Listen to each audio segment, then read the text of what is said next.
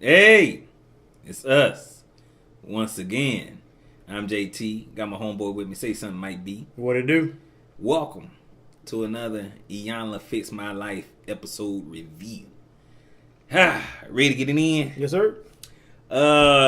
We talk about Mickey Memphitz, whatever his last name is. I know he's Wright. Junior. He Mickey Junior. Mickey Jr., yeah. Right? Okay. We're here because his mother is here. She called Iyanla and asked if she could do something about. I'm looking at the mic instead of the if she can help him fix his life because she thinks he's being mama. She's concerned about a downward spiral. Yep, exactly. And so she said she thinks it all started from when his father got killed when he was 19, which was 16 years, right? 16 years from now. Ago. Yeah. Mm-hmm. And so, and we find out that the father was killed by a KKK member, murdered him, shot him up right first. I think, yeah, they shot him first and then dismembered him. Yes, and then burned him. That's like some old 1920 shit.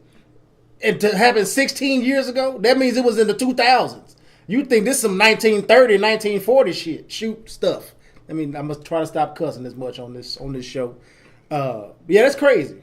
And can you imagine that happening to your father or just anybody close to you? Yeah. Anybody you know? That'll do something to me. I will have so much.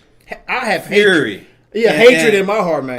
It'll be more I know than they say hatred. you ain't supposed to, Yeah, hate, you ain't supposed to hate, but somebody's gonna have to pay a squirrel on the street, a dog is getting kicked, or something. Yeah. I had to put out some aggression on somebody, right? Because that's just because of the amount of hatred it took to do that to somebody. Yeah, and probably didn't know the man from Adam. That's what, as they were, because they kept mentioning about the father, being murdered by the KKK guy. I kept wondering. What was the guy's excuse? Even though there really isn't, I'm wondering if he even tried to give one because he was black. He's just KKK member, so you assume that's his reason for murdering the father, which was of course Mickey Senior, and she was talking about he didn't go to the murder case, or he wasn't. He didn't go to the trial. He didn't go to trial or nothing. He was out trying to make it. Mm-hmm. And but then the mom, she mentioned though that she didn't want any of her kids there. Yeah, she didn't want them to have to deal with that or whatever. And Iyanla was like, "Why?"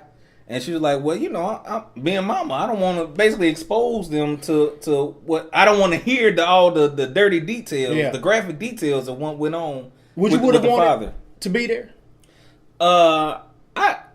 I could have did it, but I it probably would have made me uncomfortable. But I think being me, I would need to know.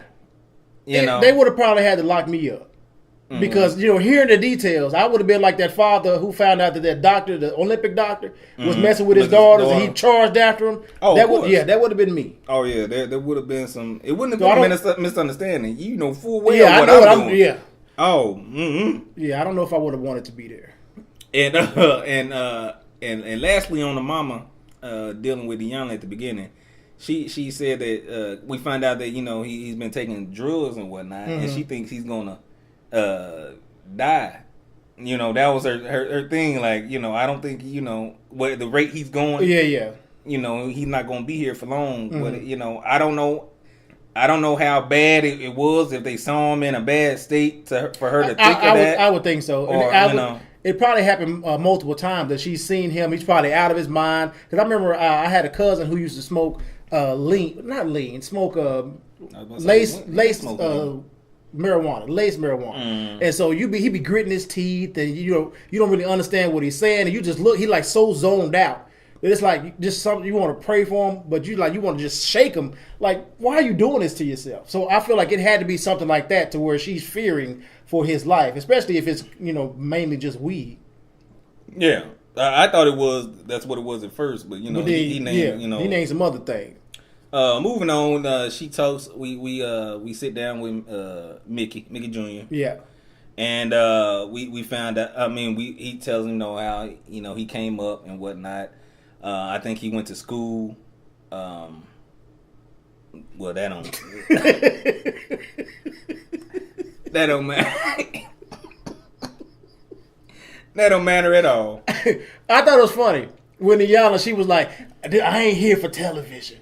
She's I'm here because your mama called me. Because your mama think that you gonna die. He was like, oh, he looked at her like, what? Hold up. What did my mom, what kind of conversation did you and my mama have? Like, where did this I'm gonna die? Like, where did this I thought it was, deal with my grief. He looked confused as hell. And I was noticing throughout the episode that he's focused on trying to get back into the music thing. Mm-hmm. He felt like he was unfairly treated. You know, people started, I don't want to, I guess, tell everything because I want you to. Go ahead. Save me. Save you. Yeah, I don't need to speak as much. Go ahead. But he seemed like he was there, and he thought maybe that his mom called Iyanla to try get a second chance because basically he's been ousted. Everybody believes it's an abuse case versus his ex. You know, they didn't really say who his ex was, but I think we all knew who he was talking about. But it's like ever since then, you know, he went from having all the money and the girls and everything, and now, you know, the only thing people can think about him is the fact that he was an abuser. So he's pretty much out. He's thinking this is his opportunity for a second chance to get back in there. Let's talk about maybe my aggression. And instead of, you know, I'm going to die. You know, I'm going, like, how did we get here? That was one of the questions. Really? And it seemed to me that they kept trying to weirdly make it seem like, you know, what he's going through, and it could be true, but what he's going through, it didn't seem like organic to me. What he was going through was based on what happened to his father and the fact that he hadn't grieved. Mm-hmm. And so I kept trying to watch Iyanla make those connections and bring it back home to that. Mm-hmm. And sometimes it just felt like it was being forced more so than, I can see that.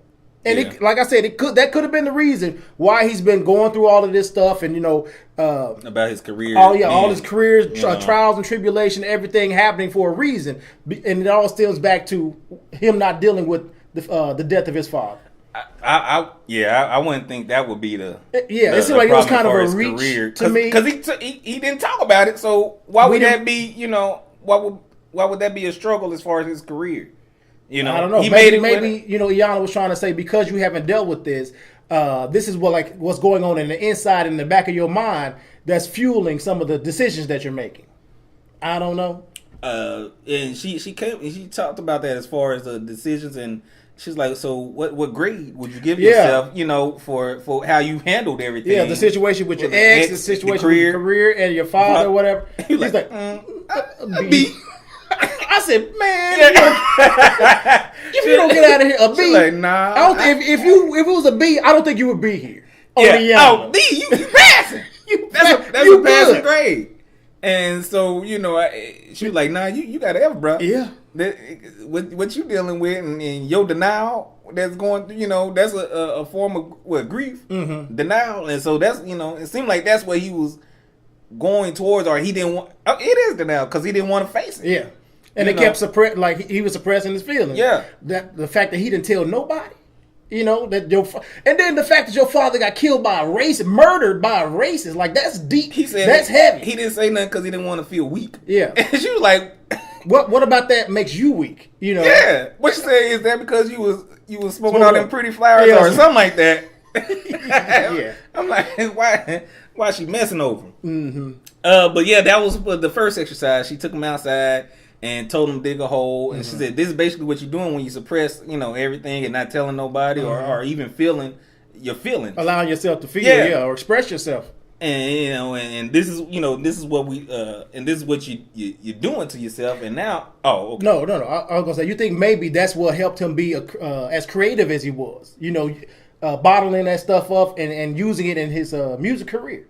You know, being was he a producer? I don't know. That's what I said. I don't know exactly what. I don't know if I heard a Memphitz song. I mean, I don't know. I guess he's like an A&R or a scout. I don't know. He said he was telling all these, you know, all these. You remember the people names? I heard T-Pain, I think, and wasn't Ole do it? Short but shorty with the dreads. Waka Flocka? Waka Flocka. Oh, okay. That's the only one I remember. I didn't even hear that name. Yeah, he was in the other ones I didn't remember all the people that he was naming. Mm-hmm. And she was like, I'm gonna give you another F facade, and this basically what you're digging a hole because of the facade you're carrying and whatnot. Do you think most of us men put up a facade? Everybody puts up a facade. Everybody got their own truths. Yeah, the fact that we try to be strong and keep this strong air about us. Of course, for it to be a male, in this society, you supposed to. They trying to break down walls now, but you're taught to be the strong one. I bet not. Men don't cry. Men don't show emotion. Yeah. Because I still say it. Like, this dude need to go and do some push-ups. But I say it to women about women too. So I don't just say it about men. They do some push-ups or man up. Oh, well, I can see that when they woman up. They doing a woman up. But anyway, she was saying that he was going.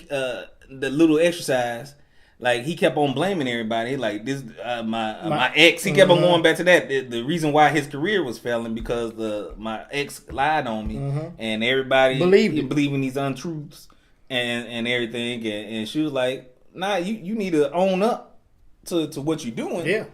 And whatnot. And then she goes back to the house when she was done with him. He was still in the ground. Yeah, and he dug. Yeah, because she put dirt back in it, so he's knee deep in some dirt. Yeah. And so she left him and went inside and talked to the family, the women folk of the family, the mother, the cousin, and his sister. Right.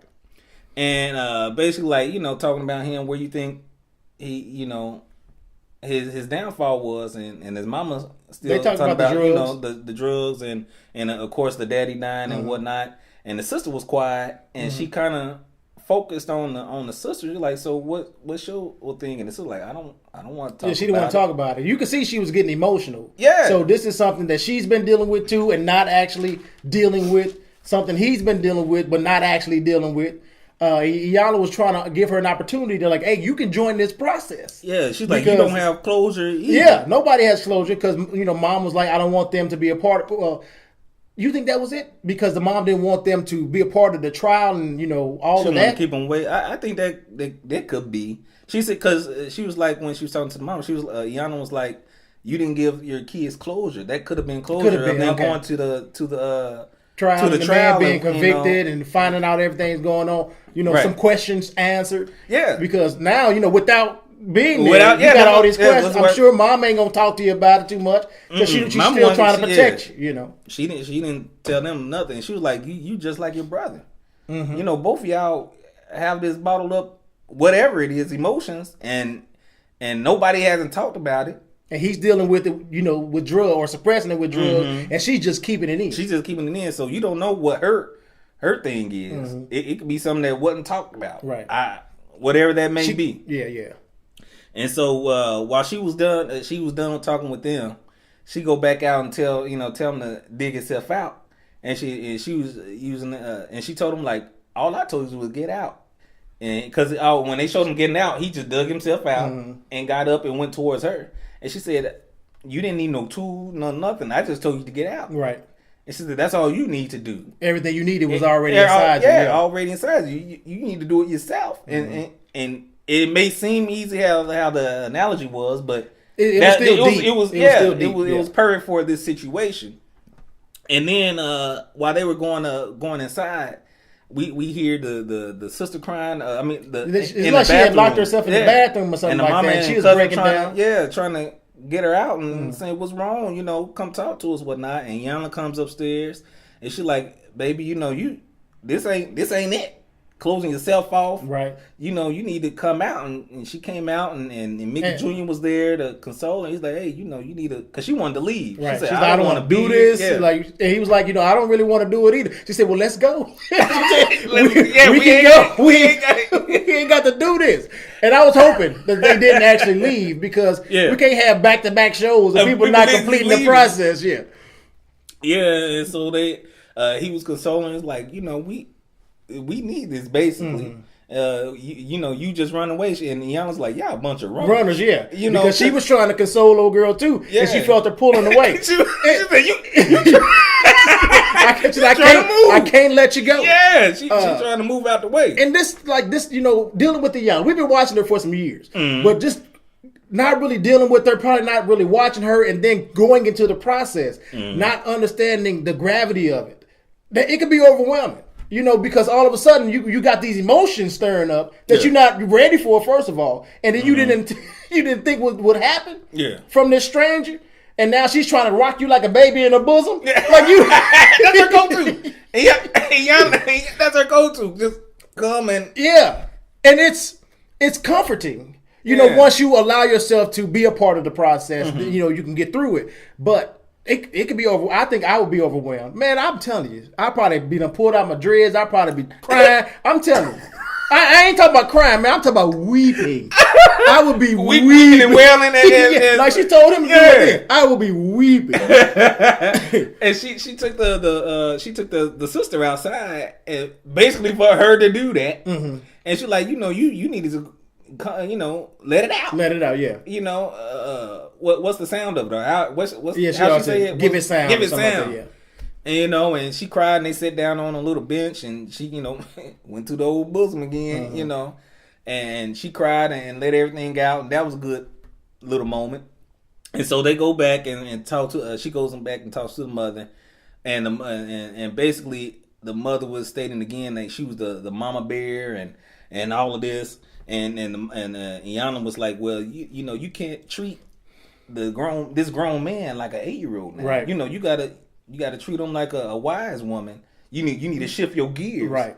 And just give him counsel. It's not trying to give him advice, or anything like that. It's not just, like you raising them. You still somewhat raising them, but you kind of backing off. You change your perspective and your tactics towards it. Yeah. And let him make his own decisions, not his decision determining. How am I putting it? He's not determining his decisions on what you think or how you want it to be. Mm-hmm. And so because he's trying to do what he's trying to please her, and I'm pretty sure that got heavier once his dad was gone. Now I only got one parent, so I have to. And you almost feel obligated to I have to listen to your mom a little bit more, or even if you wanted to go this way or do this thing, then you like, well, what will mom say? So you can't really make your own decisions. You make your own mistakes, even though he did make some mistakes. But it's different when you got that. You feel like you got a parent who might seem overbearing, but she's just trying to be protective and not lose you too. Yeah. Because you also are a black man in these streets in this same society that took your father. Right. And shit ain't changed. There's an older black man, so. What do you think they gonna do to her? Yeah, they ready for you. And they still out here. Yeah, out there. They out 2018. They still out here. And so she they had that little talk, and then we moved back to Iyanla and Mickey Jr. And she sat down with him, and then showed him like a wreath, like a funeral wreath, right? With it looked like a obituary of his dad. And basically said this little segment was about, you need to talk to him, say what you need to say, because you can't let this all, stay inside. Faster, yeah. Tell him what you think. I mean, tell him what's inside. Mm-hmm. This one, that part was kind of hard. Yeah. Because I guarantee he didn't expect that. No. And then once she took that little cover off, yeah. And that kind of touched me a little bit too, because I lost my father, and I remember when going to the funeral and having to be strong for everybody because I'm the oldest, and then just if you cry, you can't just cry, you just let the tears flow. That's like the manly way. But then like sometimes it just overtakes just hits you, man, and you but you still don't. You still like I'm trying to be strong, you still don't want to be weak.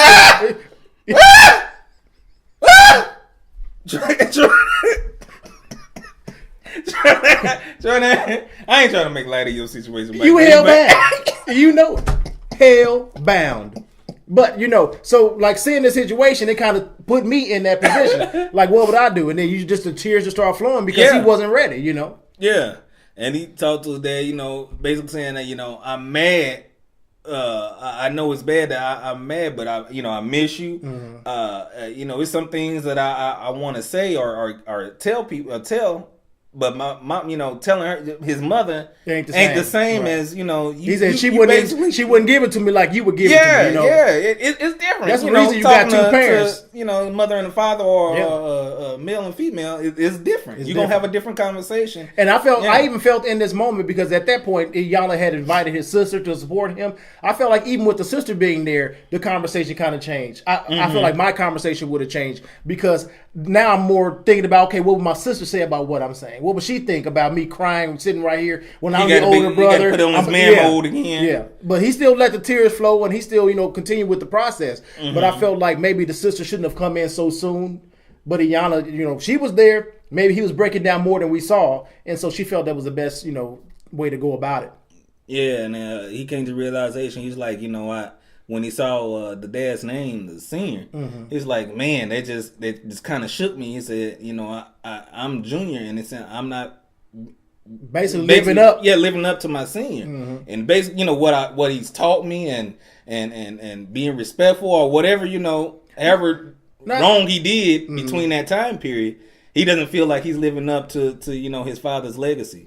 I will say, like, I've heard about him, and then I used to watch. Well, I watched Love and Hip Hop, so I know of his ex, and so I never expected him to be so respectful as he was on the show to Iyanla. Like, this gave me a totally different. Yeah, he was definitely about it. I'm thinking he's like, it's crazy. He gonna be cussing her out. He gonna want to fight or something like that. This is what I was thinking, but that was me prejudging based on some information I don't know.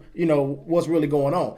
But he was very respectful. He went through with the process, allowed himself to be a little vulnerable, and then kind of push pause on it. Because still also remember, like, my people gonna see this. Yeah. This kind of slowing down TV. A little bit. My brother's gonna still see this, still trying to do as much as he can, as far as the process is concerned. And she took both of them outside, and she said, y'all need to weep and wail with each other. Let it out. And she took him aside after they did that, and basically, you need to forgive yourself and feel the feelings that you have.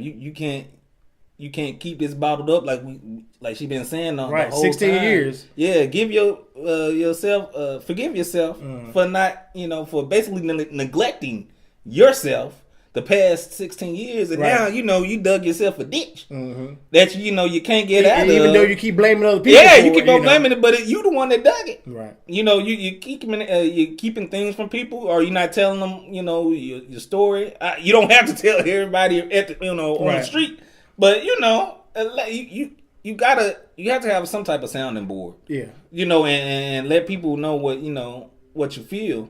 And so they don't need to talk back, but just get it out. But I think one thing people fail to realize is sometimes your testimony isn't just for you. It can help somebody else. And I think that's kind of one of the reasons, Iyanla, I like this show. Because a lot of times what other people are going through, it resonates with something within me. And so their struggle can help me. And it can help other people, which I think that's sometimes why she takes the show in weird directions. Because it's about the bigger picture, the overall picture. So she can't help everybody. But that's one of the reasons I really enjoy this show. And that kind of broke everything that scene right there. And then we go towards the end when she sits down with him, and she has a doctor with him, and he's like I guess the director for a rehab center that they have, and so. Mickey Jr. didn't know about this. He sits down. She brought it full circle.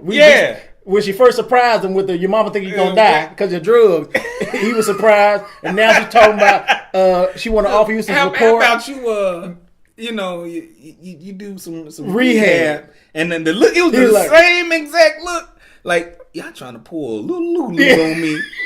I didn't stand in this line. Rehab wasn't part of the selection when I crossed off and signed. And in this moment, he was willing to admit that, I've kept some stuff bottled up, and that might be some of the cause of the reasons I went through some of the stuff. I don't think drugs is it. Yeah. I don't think, we can really point the finger at drugs. Really? I got problems, but I don't.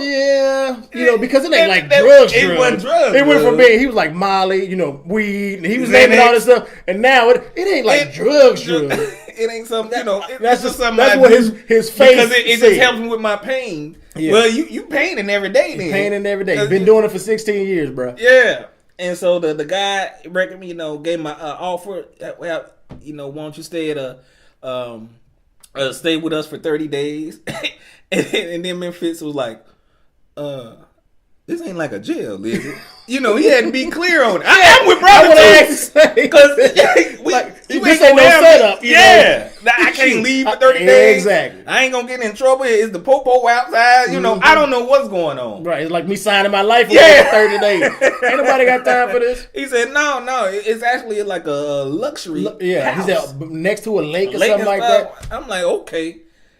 But what, you know, that's when my DVR cut off, so we didn't actually get to see if he decided to go to the rehab or not. Or, I mean, he said, yeah. He said, yeah. He obliged and said, yeah, okay. But we've been down this road before where people say, you know, I'm going to do it. I think, what's her name, Lyra? Is that the one Rick Ross used to go with? Yeah. You all right, I was like, I don't know, my sock is too tight or something. But I feel like, you know, she changed her story, you know, once she got away from Iyanla. Then remember, they wouldn't answer no phone calls or nothing like that. So you never know.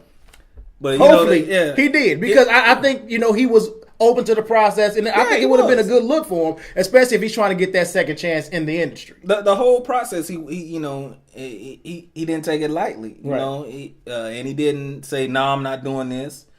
And he was okay with everything. And he was like, at the right time, you know. Yeah, like, he gave a look like, I don't know about this. I'm here because of your mother. She called me, and she thinks she's gonna die. Yeah, like, well, damn. What? Did I just threaten him with a gun? My mama? Yeah. Like my real mama? You're not talking about my play mama, ain't you? Shoot. Is this the right show? Was I supposed to come here today? Or maybe, you know, next week? Maybe I got my calendar back. Yeah. I thought I was signing up for Diane Fix My Life, not Iyanla. I thought it was a really good show, though. Yeah, it was. Showing, you know, us black men being vulnerable, but also still participating in the process. It was a total 180 from last week. From old girl, we didn't hear no bitches, you know, and cussings out. And so it went well. I thought so. It went well. It was a decent show. Is that it? That's it. Go ahead. It was the second episode. I forgot the name of the family, but it's like a big family, and that came on right after this show. We're gonna wait until part 2 airs and then come and give you guys part 1 and 2 in the same video. So stay tuned for that. Right on. Till next time. Peace.